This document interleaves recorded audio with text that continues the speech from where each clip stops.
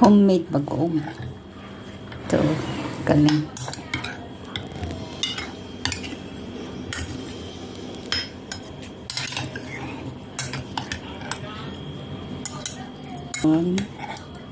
Tapos nilagyan ng asin lang.